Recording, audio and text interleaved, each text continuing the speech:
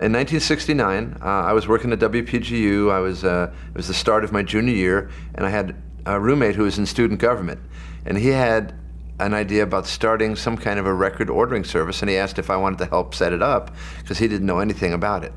So we spent $1.25, bought a Schwann catalog, a blank notebook, and a pencil, and sat at a desk in student government office, and people could come in, look through the catalog, and order any record they wanted, and we were selling it at least $1, maybe more, cheaper than any record store in town.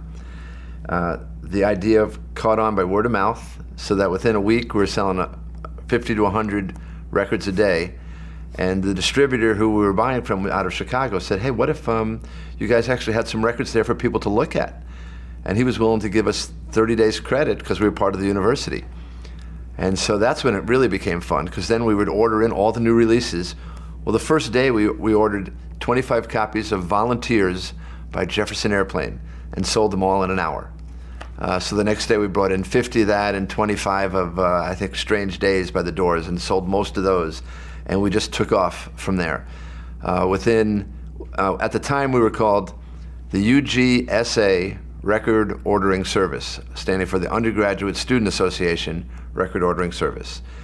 Within 3-4 months, we were asked to move out of the student union because it was illegal to start a business on university property that competed with local businesses. That law had gone into effect, I believe, in January of '67. So we moved into the basement of the YMCA on campus, and basically doubled our size every month for like 3 or 4 months, and then took the whole summer off, just put everything in boxes, all went home, and then came back and started it up again in the fall, and it just went nuts. It was so much fun because, you know, we all made like $1.50 an hour, but it was, and we were all in school. So we go to school 20 hours a day, 20 hours a week, and work 20 hours a week, and just watch the business explode. So by the time I graduated, I did not have to decide, what am I going to do when I graduate? Am I going to get a job? Because I already had my own business and already was working full time, which was wonderful.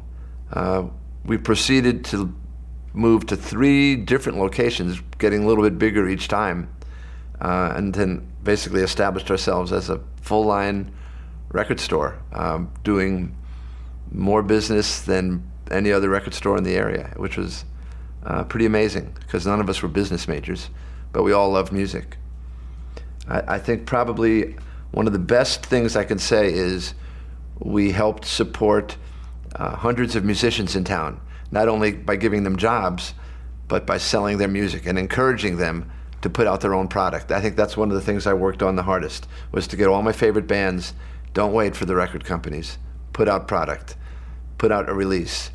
Vertebrats put out a single, sold 5,000 copies.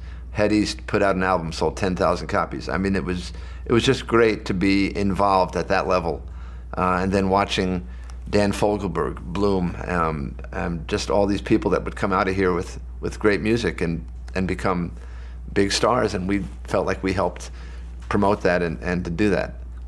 And you know, so for 33 years we had an incredible business until the whole business changed so much. To me, that was one of the saddest aspects, because I loved what we were doing. I loved the entire the run of, you know, being part of the industry and getting to know all the musicians, and everybody who would come to town would come to the store, and of course we had free tickets to shows, and we got to go backstage and meet people. It didn't matter that I only made 5 or 6, or, you know, at the end I was making $10 an hour. Actually $10.40, because I figured that was the minimal I needed to pay my mortgage and feed my kids. There is such diversity of music and such a quality of music in this town that you could walk down the street, still walk into a place and hear different types of music, see different types of music, meet people who are playing something new, something exciting, and I think you'll always have that in this town, because people will come to Champaign-Urbana from every small town in the area because they know there's a music scene here, and they could find other musicians and other people who are like-minded and play music. And there's people who will come see it, you know, and that's just what everybody wants, no matter what your taste is.